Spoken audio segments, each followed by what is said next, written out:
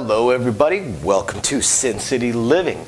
As always, please hit the like and subscribe buttons, and we want to give our usual shout out to our patrons. We appreciate all tips and support. Just going to go to make the channel better and add more games. If you're curious about it, go ahead and check the description of the videos. My name is Jason. I will be your disembodied voice talking at you today with the disembodied hands flying around. So for today, what are we going to discuss? Well, we're going to discuss something that is going to irritate a lot of dealers out there. And that is, how do you play if the table limit is too high? How are you going to play if you just can't afford it?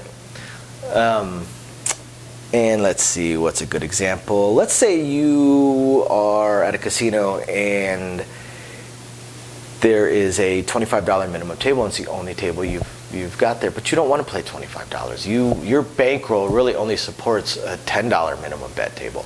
What do? How are you going to do this?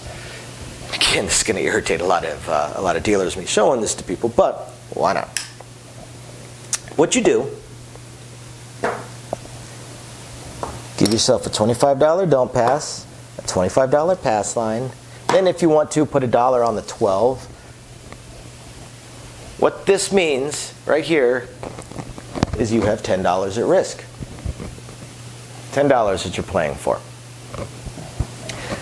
The $12 is just to protect you in the event that a 12 rolls where this loses and this pushes. But otherwise, 2 or 3 rolls, this loses, this wins, so you lost $10. Again, you have your $10 at risk. You want to play a $10 minimum bet table. So what do you do once there's a point? Because you want to bet some odds, right?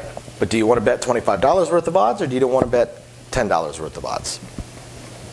Well, that's where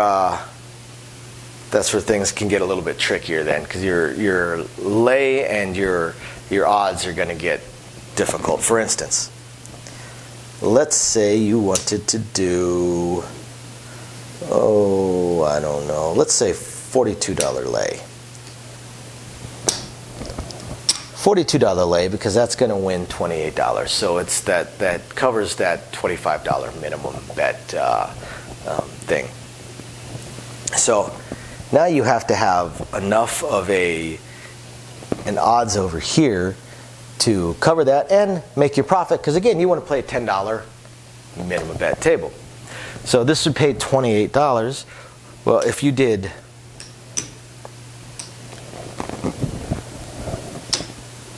$40 in odds, this would pay $60. So you've got a $42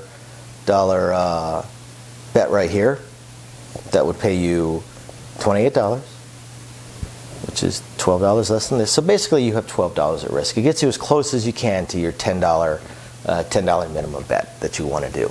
So by doing something like this, and again, you're going to irritate the heck out of the dealers doing this, but although this part right here is actually pretty basic, this is how you can turn a $25 minimum bet table into basically a $10 minimum bet table. It's an odd way of playing, admittedly. Now, as you notice, you need to have a decent sized bankroll to do this, just because of the amount that you have to have on the table. We've got well over $100 on the table, but we actually only have $22 at risk on this. The 7 rolls, we're going to win here. So what are we going to win? $28 plus 25. So we're going to win $53. What are we going to lose?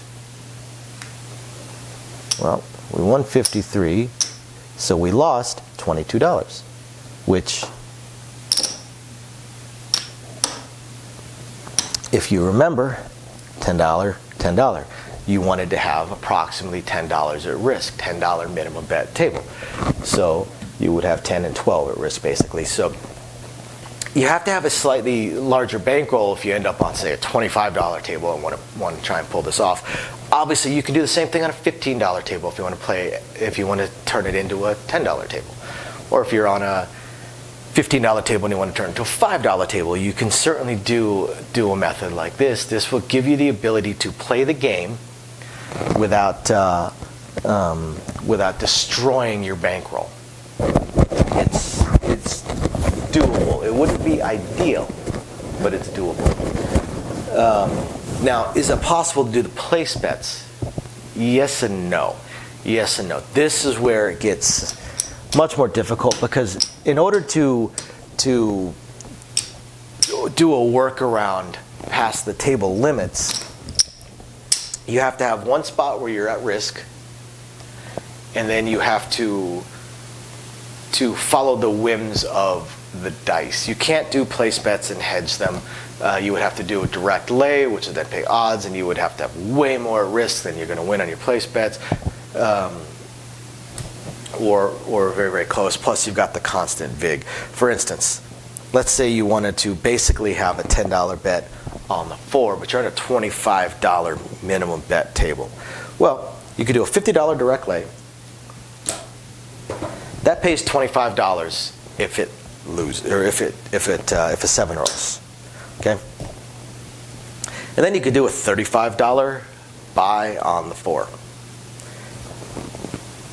What does this pay? This pays $68. $68. If a 4 rolls, you lose 50, you win 68, so you won $18. And you just bring your direct lay back up. So it's doable, but you would have to have a very large bankroll to come all the way across on this. The other option is to go through the don't come and then just follow it with a place bet. That way you will be getting paid at least even money. This way you get to pick your numbers, but you have to have way more risk, especially if you wanted to go across. But if you're on that $25 minimum bet, you go onto the don't come. Unfortunately, you have to risk the 7 rolling at this point, 7 or 11. You could, of course, hedge it with a 7-11 bet over there, but that would be a pretty good amount of money that you'd have to have up there to every single roll. And then wherever this travels, let's say it were to travel to the 5.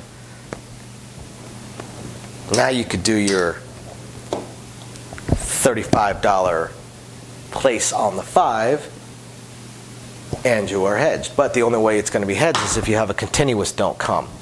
That way, should this win, this will lose, you come back, so you're still hedged on it. So you still have your $10 minimum bet. So you don't get to pick what numbers you have unless you're going to do the direct lays, which are going to cost you a lot more because you have to make them a larger dollar amount since they get paid less. They get paid the odds of a lay. Or you could do a don't come, which comes in, since it gets paid even money, you don't have to have as much money. You could just do 25 if you're on a $25 minimum bet table, then follow it with the place bets. But you'd have to have a continuous don't come. So you still have to have a decent amount of money. You have to be able to handle having 5 don't comes and a 6th one in the don't come box, then plus your place bets. So you still have to have a few $100s. But this is a method that you could use if you're at a casino, you just don't have a big enough bankroll, and you want to play a smaller amount. There are a lot of dealers that are out there right now probably cussing my name for showing this to people. Not the most ideal way of playing, and definitely considered a bit of a stroke bet method, especially since there's a lot more digital slot games out there right now, or digital craps games out there right now. Not bubble craps, I'm talking actual slot machine craps simulators. I see them a lot more out at casinos. So if you can't afford the minimum bet at the table, look around. You're probably going to find a bank somewhere of craps slots that will fit within your budget. But if not, like I said, you could always do this, just not going to make a whole lot of friends. I would definitely recommend, if you're doing this, to take care of the dealers, put them across, put them next to you on the pass line, something along those lines. Get them actually rooting for you. Because when dealers see basically the do-we-don'ts, and they'll recognize very fast what you're doing there and that you're trying to turn it into a $10 table. So the dealer will definitely understand, but the workload you're adding to the dealer will, in their head, they're going to be screaming into the ether. Especially right now, as Vegas is opening back up and business is really picking up with a lot of people that haven't gambled for a while. We're seeing some very strange ways of playing and working very, very, very hard in comparison to how it may have been before the pandemic. So when we see a strategy that's going to make us work 3 times harder than we would for most single players, it's not fun for us.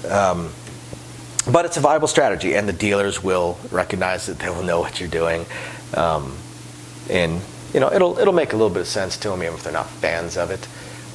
And most dealers have a good enough attitude to understand that the player plays how they want to play, as long as they're not deliberately making the game difficult for the dealer just to be making it difficult. Most of the dealers will understand and just shrug it off. It's what we do. We're here to help you play however you choose to play.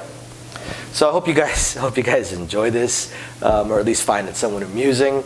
And we will catch you guys next time. As always, please hit the like and subscribe buttons. I'm Jason. See you later.